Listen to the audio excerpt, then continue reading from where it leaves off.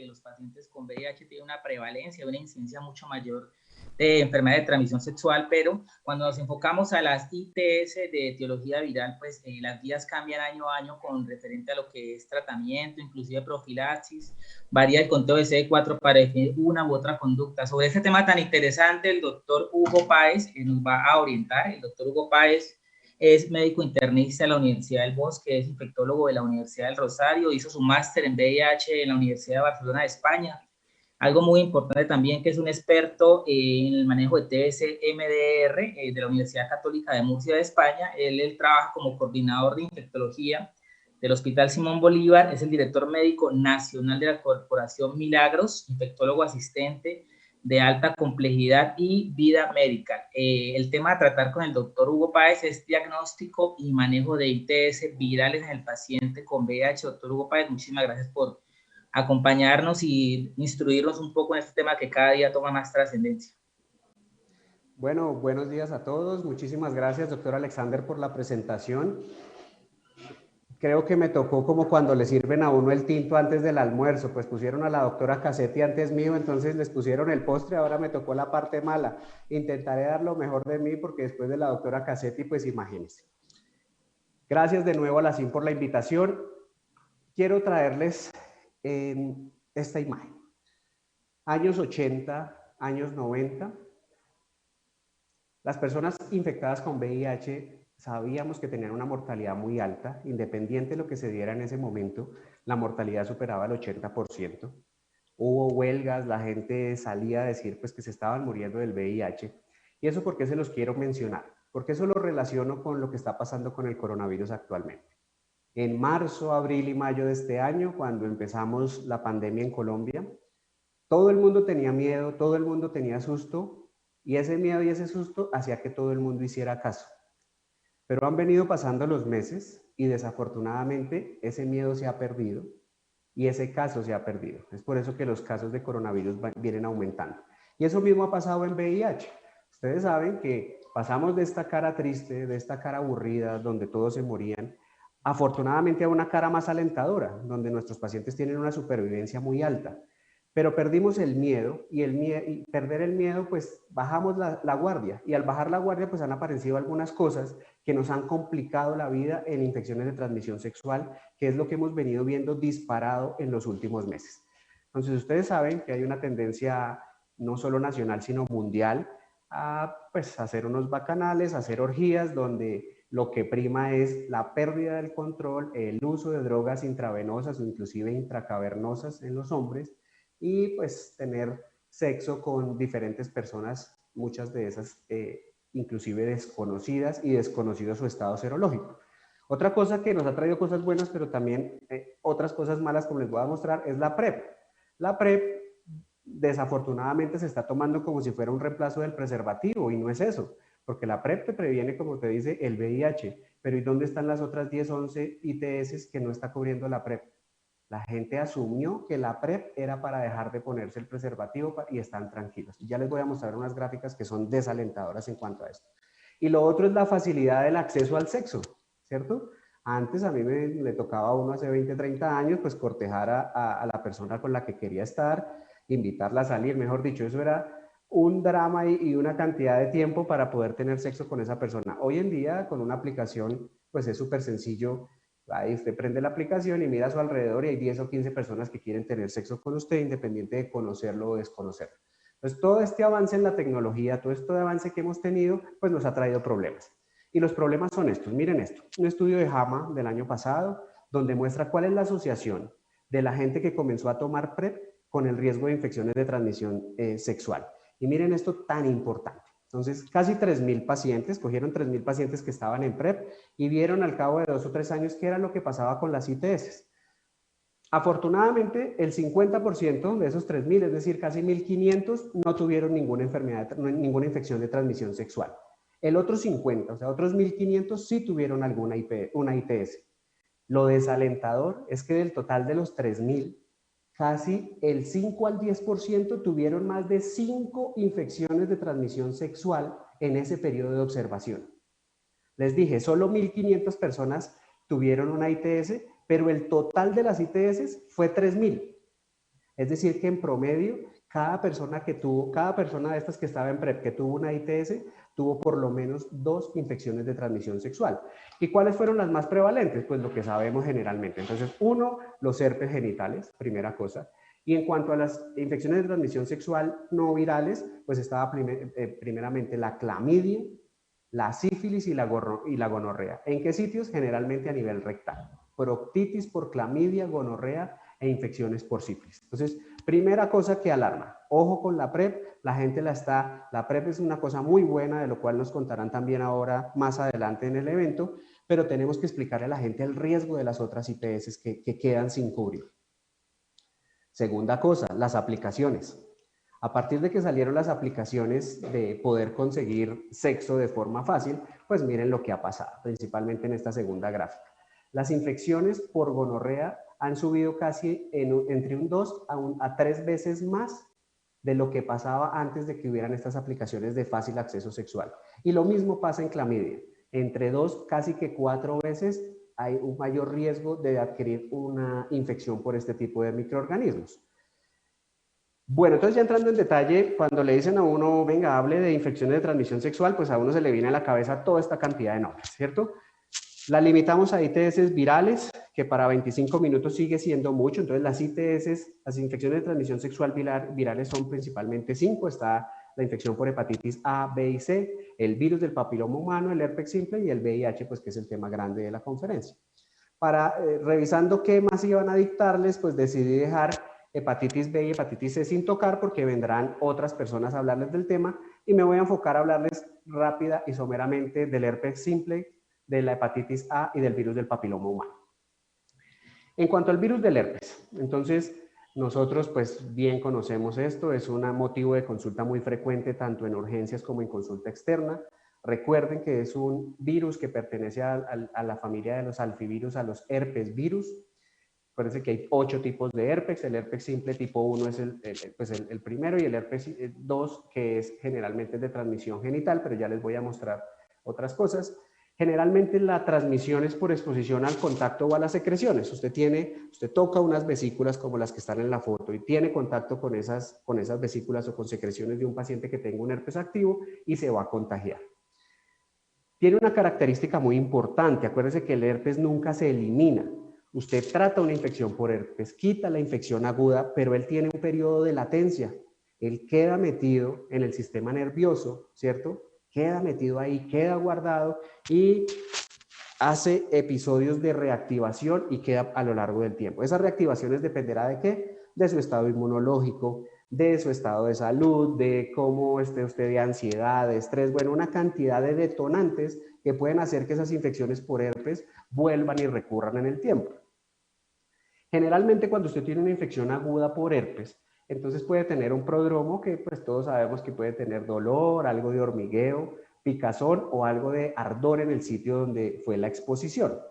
Y como les decía al principio, pues digamos de los 2 herpes simplex está el tipo 1 que siempre le hemos atribuido a que sea el tipo al herpes labial o al herpes oral y el herpes 2 que es el herpes genital. Pero en los últimos años hemos sabido que el herpes tipo 1 es causante de gran cantidad de infecciones por herpes genital. Entonces, quedémonos también con eso, que el herpes tipo 1 puede ser labial, pero también puede ser de tipo genital. Importante diferencia entre las dos, es que el herpes tipo 2 puede tener mayor cantidad de recurrencias. Acuérdense que el herpes queda latente y puede recurrir. Se calcula más o menos que para cada infección por herpes tipo 1, la recurrencia es una recurrencia por ahí cada año o cada 2 años. Mientras que para herpes tipo 2 puede ser hasta 4 episodios de recurrencia en un solo año. Entonces esto es bien importante tenerlo presente. El herpes produce una cosa muy importante, es que, pues como todos lo sabemos, produce vesículas que son fáciles de ver, fáciles de diagnosticar y fáciles de tratar, pero hay una cosa que también produce y son las úlceras genitales. Cuando usted se enfrente en el servicio de urgencias o en su consulta a un paciente con una úlcera genital aguda, usted debería preguntarse y ver esto, ¿cierto?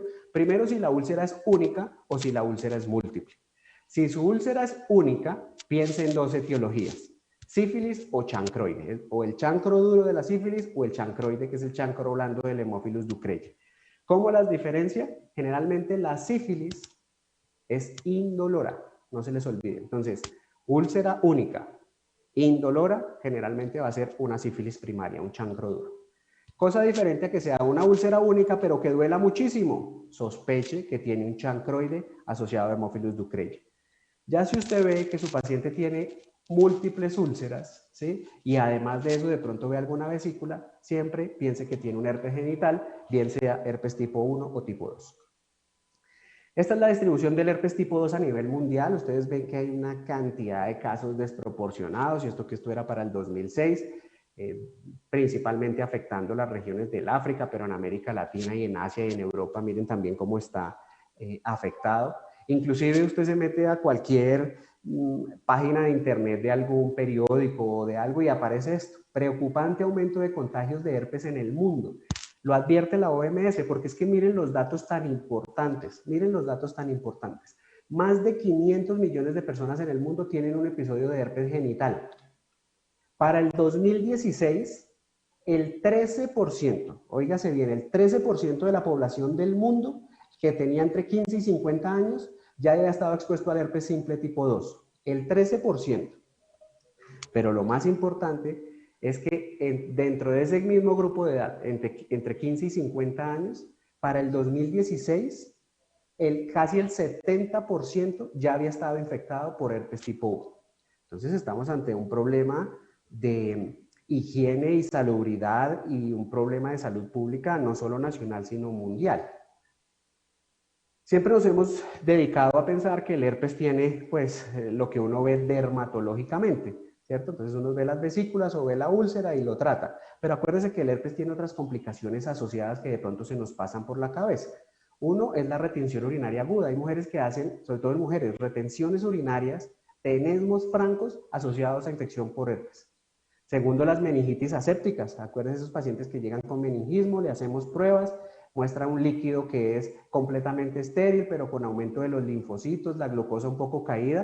Muchos de estos se deben a infección por herpes tipo 1 o 2. Inclusive hay una condición que se llama la meningitis Molaret, que es una meningitis aséptica crónica debido a este tipo de herpes.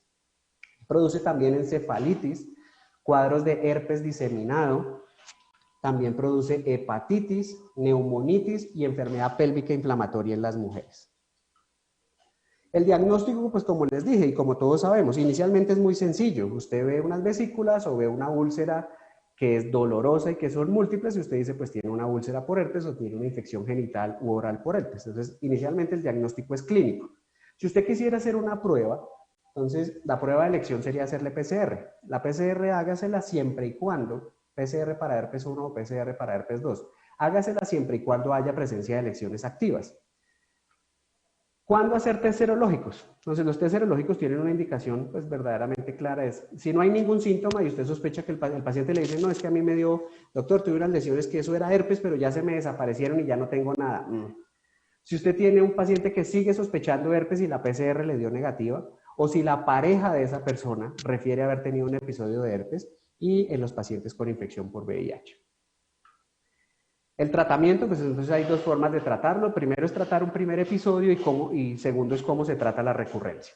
Para un primer episodio el tratamiento es sencillo, yo sé que ustedes todos lo saben, solo recordarles. Aciclovir, si van a escoger la tableta de 400 miligramos, denla tres veces al día por un total de 7 a 10 días. Si al contrario van a escoger la tableta de 200 miligramos, se debe dar 5 veces al día por un total de 7 a 10 días. Y otra opción de tratamiento es el valaciclovir, tabletas de 500 o de 1 gramo, en este caso de 1 gramo, se da 2 veces al día, también por el mismo periodo de tiempo, entre 7 a 10 días. Esto es para el primer episodio, pero ustedes saben que en la consulta nos llega mucha gente que dice, doctor, otra vez me volvió el herpes, otra vez me volvió el episodio de herpes y el último que me ha dado fue apenas arrancó la pandemia, llevo 6 meses y ya otra vez me volvió a dar. ¿Qué deberíamos hacer en estos episodios de recurrencia? Yo les aconsejo una cosa. Acuérdense que la recurrencia en todas las infecciones oportunistas y en las enfermedades en esta ITS, como es por el herpes, depende del sistema inmune de cada persona.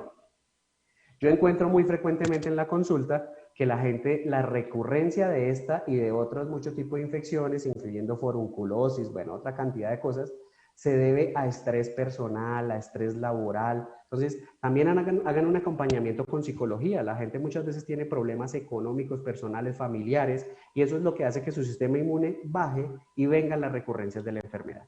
Si usted va a tratar una recurrencia de la infección por herpes, pues tiene que tener que la forma como se debe hacer es así. Se puede dar aciclovir en dosis de 200 o 400 miligramos 2 veces al día por un tiempo no menor de 6 meses. O si usted escoge la opción de valaciclovir, entonces se puede dar valaciclovir 1 gramo una vez al día, también por un tiempo no menor a 6 meses. Bueno, eso era rápidamente lo que tiene que ver con las infecciones por herpes, pasando al virus de la hepatitis A. Entonces, el virus de la hepatitis A, como sabemos, es un picornavirus, específicamente un hepativirus. Ahí conocemos que hay 3 genotipos, el genotipo 1, el genotipo 2 y el genotipo 3, pero lo más importante de esto es que hay un único serotipo. Al decir que hay un único serotipo, ¿qué implica? Que una vez usted le dio enfermedad o estuvo expuesto, pues no hay forma de que se reinfecte.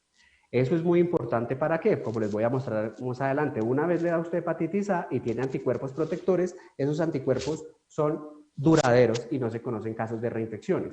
¿Por qué es importante? Porque en los programas de VIH, pues si usted tiene una persona que ya tiene títulos de anticuerpos de virus de hepatitis A y monoglobulina G positivos, pues no hay necesidad de estárselos pidiendo cada rato porque es que no los va a perder ni se va a reinfectar. Se sabe que los humanos son el único reservorio, no hay reservorio en animales, pero lo que sí se sabe es que los humanos pueden infectar y se ha demostrado infección en chimpancés, pero proveniente del humano. El periodo de incubación es muy largo, se sabe que entre 14 y casi hasta 55 días puede haber periodo de incubación de la enfermedad, como les voy a mostrar, y tiene un espectro de enfermedad así de amplio. Puede la persona estar desde no tener ningún síntoma y no darse cuenta hasta tener una falla hepática. Afortunadamente, comparado con las otras hepatitis, como son la B, la C y la D, la mortalidad es muy baja, como les voy a mostrar. Generalmente, principalmente en los niños, los casos pasan asintomáticos y en los adultos, afortunadamente, los síntomas terminan siendo muy leves. Importante de las hepatitis, que no nos quedemos que solo la hepatitis produce inflamación del hígado, sino que las hepatitis, generalmente casi que todas, están asociadas a otras complicaciones sistémicas. Específicamente la hepatitis A está asociada a acrodermatitis, vasculitis cutáneas, Guillain-Barré, crioglobulinemias, síndrome nefrótico. Eso es muy importante. Nosotros trabajamos de la mano con reumatólogos y nefrólogos porque en muchas de estas enfermedades autoinmunes o renales terminamos encontrando que fue debido a una hepatitis A una hepatitis B o a una hepatitis C. Nunca lo olviden, en estos pacientes hay que pedir estudios para detectar estas hepatitis virales. Como les dije, el periodo de incubación es muy largo. Usted el día que inicia síntomas, pues ese no es el inicio de la enfermedad. Más o menos se sabe que desde 2 semanas antes usted ya estaba infectado y esa infección, ese riesgo de latencia y de infectar a la otra persona puede durar hasta 1 semana después de iniciados los síntomas. La distribución en el mundo es muy alta, ¿sí? Se sabe que las zonas más afectadas principalmente es el África, como vemos acá en esto. Colombia aparece y Latinoamérica aparece como una zona de baja incidencia y de baja prevalencia. Y esto es lo que tenemos, lo que nos dice el boletín epidemiológico semanal en cuanto a la hepatitis A. Entonces, miren que la línea roja es como el límite superior de los casos que deberíamos tener y casi que para todas las semanas del año pasado habíamos superado ese límite. Y hubo unos casos de alerta, principalmente en unas zonas de Colombia, como podemos ver, Antioquia, los Santanderes, Casanare, La Guajira, donde hubo un aumento desproporcionado de los casos. Y se sabe que ese aumento más o menos se debió en un 60 a un 70% en los hombres que tienen sexo con hombres y en un 30% en las mujeres. Como les dije, ha habido brotes a nivel mundial por estas nuevas tendencias de chemsex o el sexo por aplicaciones, que es muy fácil de conseguir, donde ha habido brotes en el mundo de infecciones por hepatitis A, lo que no teníamos tanto previamente. Entonces, importante del virus, que tiene la replicación en el intestino delgado. Como les dije previamente, es un fuertemente hepatotropo, es decir, va a producir inflamación del hígado, pero ya les mostré también que puede producir inflamación en otros niveles. Se excreta por vía biliar. Generalmente la clínica de los pacientes es fiebre, malestar, adinamia, mialgias y pueden tener ictericia, que es lo que los lleva a consultar. Y más o menos esto es lo que pasa serológicamente en los pacientes que se infectan por hepatitis A. Como les dije, están los prodromos, que puede ser más o menos entre 1 a 2 semanas, donde usted pudiera detectar carga viral del virus de la hepatitis A nivel fecal, pero cuando usted ya lo comienza a detectar, que es por ahí al inicio de síntomas, que es a las 2 o 3 semanas, usted lo que va a comenzar a ver es que comienzan a elevarse los títulos de anticuerpos IgM, y estos anticuerpos IgM, como les estoy señalando, generalmente a los 6 meses o a los 2 meses se pierden de forma definitiva. Cosa contraria, miren los punticos verdes, lo que pasa con los anticuerpos de inmunoglobulina G, que con el tiempo pues se mantienen.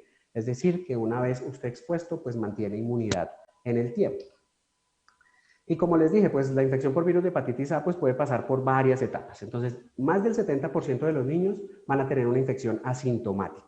En los adultos, el 30% tiene una infección que no produce ningún síntoma, pero hasta el 70% pueden sentir algún tipo de síntoma. Pero de eso solo el 10 al 20% pueden dar una hepatitis aguda asintomática, inclusive llevándolo a colestasis prolongada. Afortunadamente, de ese 70% de los adultos, menos del 1% llegan a alguna falla hepática, ¿sí? Y menos del 30%, casi el 30% de esos que hacen falla hepática terminan en trasplante hepático asociado al virus de la hepatitis A, y la mortalidad afortunadamente también es mucho más baja que para las otras hepatitis. Tratamiento específico pues no tenemos. Ustedes saben que el tratamiento para hepatitis A es un tratamiento de soporte, pero lo que sí podemos hacer es vacunar a nuestros pacientes. Entonces, lo que primero debemos hacer es, en nuestros pacientes, en los programas de VIH, hacerle anticuerpos de virus de hepatitis A. Y así como anotamos la vacuna de la influenza, de la hepatitis, del neumococo, esta deberíamos tenerla ahí. Hepatitis A tiene inmunidad, o hepatitis A pendiente a vacunar, y lo vacunamos.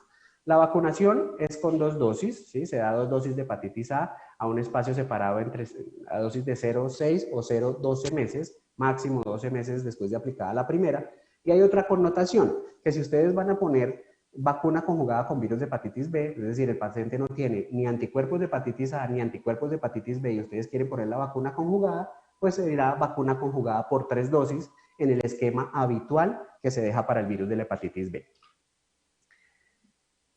Revisando un poco más en detalle la vacuna que es conjugada de hepatitis A y hepatitis B, comparándola con las vacunas separadas, pues les digo, son tasas similares a las vacunas individuales, tienen el mismo efecto, no tienen tasas de efectos adversos diferentes a las que presentan las otras vacunas y generan una inmunidad casi del 95 al 100% para virus A y del 85 al 100% para el virus de la hepatitis B. Es decir, que la vacuna conjugada es una vacuna segura. Y por último, hablarles del virus del papiloma humano. Entonces, como ustedes lo saben, el virus del papiloma humano es una de las... Doctor Páez, qué pena. 5 Qué pena minutos. interrumpirte, vamos súper bien, muy interesante. Nos quedan 5 minutos de... Listo. Muchísimas gracias. Gracias. Entonces, es la enfermedad de transmisión sexual más frecuente de todas, ¿cierto? Cualquier persona en la vida tiene un riesgo de infectarse hasta en un 50%. Muchos de los pacientes, de las personas que nos infectamos o se infectan con VPH son asintomáticos. ¿Cuándo vamos a darnos cuenta? Cuando aparece alguna verruga de esta, algún condiloma, ¿cierto? Generalmente la vía es la transmisiones por vía sexual, pero ya les voy a mostrar otras cosas. Existen más de 200 tipos y claramente que ustedes lo saben que los serotipos 16 y 18 son los asociados a carcinogénesis. Entonces, la vía sexual no es la única vía, ¿cierto? Hay otras vías de transmisión del virus del papiloma humano. Entonces, está la transmisión vertical, la auto o heteroinoculación o los fómites. La transmisión vertical puede ser intrauterina, entonces a través de la placenta si la madre tenía un VPH anogenital. Transmisión perinatal, si hay contacto directo con alguna lesión de VPH de la madre o si hay una ruptura prematura de membranas. La ruptura prematura de membranas en una mujer que es que tiene VPH anogenital positivo tiene un riesgo relativo de que ese recién nacido tenga VPH hasta un 4.8 veces más. La lactancia afortunadamente no se ha demostrado que tenga por ahí la transmisión, entonces las madres pueden lactar a sus hijos sin problema. La auto-heteroinoculación, pues lo que sabemos es el contacto directo con una lesión que está activa, a través de los dedos o a través de besos, ¿cierto? Y en los niños muchas veces se ve que el cuidador puede tener VPH en sus manos y en el momento de limpiarle la zona genital o de cambiarle el pañal, pues le pasó este virus del papiloma a los niños. Los fómites, entonces se le atribuyó mucho a que en las piscinas o en los baños era un fómite de virus de papiloma humano, eso está completamente descartado, pero lo que sí tiene que tener presente, y nosotros como infectólogos o los que controlamos infecciones a nivel hospitalario y ambulatorio, hay un fómite muy importante que son los ultrasonógrafos de ginecología, con los cuales hacen ecografías, y los sitios de colposcopia. Importante que esas desinfecciones de esos equipos se hagan con desinfectantes de alto nivel. Yo me he encontrado en varios sitios que se hace con desinfectantes de amonios cuaternarios de baja potencia y eso no mata el virus y eso podría ser un fómite de transmisión. Uno puede tener varias formas de la enfermedad, entonces que sea una infección transitoria y que no pase de ahí, que tenga una infección aguda, alta carga viral, baja y desaparece, que tenga una infección latente como todas las infecciones latentes, es decir, que reaparece con el tiempo, o que tenga una infección crónica donde la carga viral siempre está alta. Lo importante es que la gran mayoría de pacientes logran eliminar y aclarar esta infección por VPH con el tiempo, inclusive los pacientes que han estado infectados crónicamente. Rápidamente, en aras del tiempo, recordarles que hay unos tipos que son asociados con oncogénesis, con un riesgo oncogénico muy alto, principalmente los genotipos 16, 18, 31 y 33, que están asociados a unos tipos de cánceres que ya les voy a mostrar, y los de bajo riesgo, que son los asociados con contilomas, que son el tipo 6 y el tipo 11.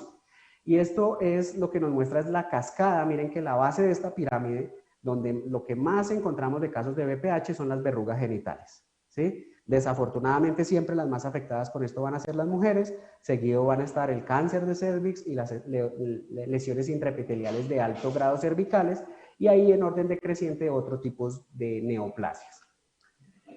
Dermatológicamente, rápidamente les digo 4 tipos de VPH, entonces en esta imagen superior izquierda está el virus del VPH, los condilomas vulgares, está el condiloma plantar o los ojos de pescado que llama la gente comúnmente, están los tipos de condilomas filiformes o están los condilomas planos. Todo esto podemos ver dermatológicamente hablando.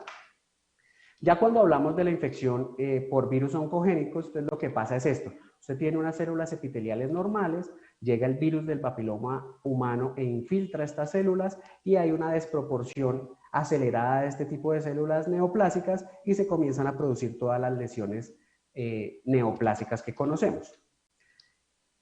En orden de frecuencia, entonces, las gráficas verdes son en mujeres y las moradas son en hombres. Entonces, el 100% de las lesiones cervicales, vaginales y vulvales, pues son en mujeres, obviamente.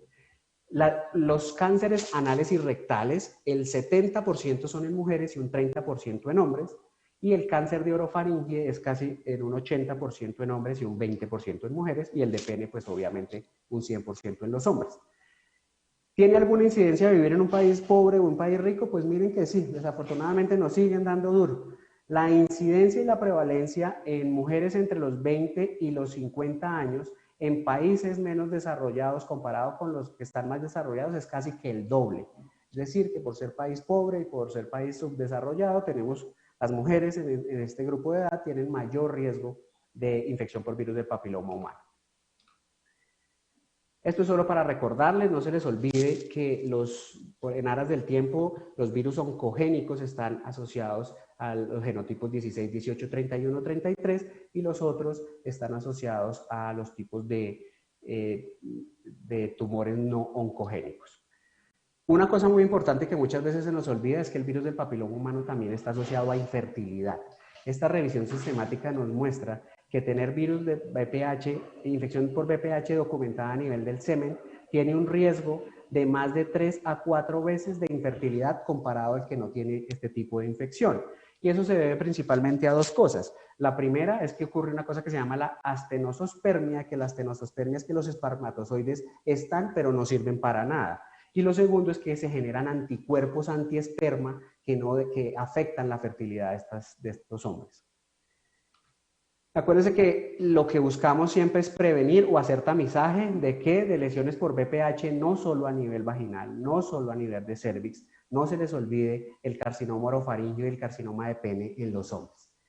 Rápidamente, porque les van a hablar de esto en las siguientes conferencias, la vacunación. Tenemos hoy en día 3 tipos de vacuna. Una vacuna bivalente que es el Cervarix, que cubre los genotipos oncogénicos. El Gardasil, que es cuatrivalente, que cubre tanto los oncogénicos como los asociados a verrugas vulgares, y la Gardasil 9, que cubre otros tipos de virus oncogénicos y otros tipos de genotipos que están asociados a cáncer en los hombres. Generalmente la dosis son 2 dosis, pero si su paciente tiene más de 15 años, discutido si dejamos las 3 dosis de vacuna de VPH. Y pues esto es lo último, mostrarles que la mortalidad asociada a VPH, miren cómo es de alta en los países que no tienen un gran ingreso a una fácil acceso a la vacuna, y esa mortalidad disminuye drásticamente a medida que su sistema de salud hace una cobertura para virus de papiloma humano. Bueno, eso era todo. Intenté cubrir en 25 minutos algunas de las infecciones de transmisión sexual virales más frecuentes, y muchísimas gracias por su tiempo. Doctor Páez, gracias por la excelente presentación. Es muy interesante la parte última que presentaste referente a VPH e infertilidad en hombres. Te agradecemos mucho por el tema tan actualizado que nos presentaste, todo lo de terapia supresiva que toma mucha importancia en los que hacemos consulta externa, y estamos muy agradecidos por tu presentación y continuamos con el siguiente expositor. Muchísimas gracias, un feliz día. Listo, pues.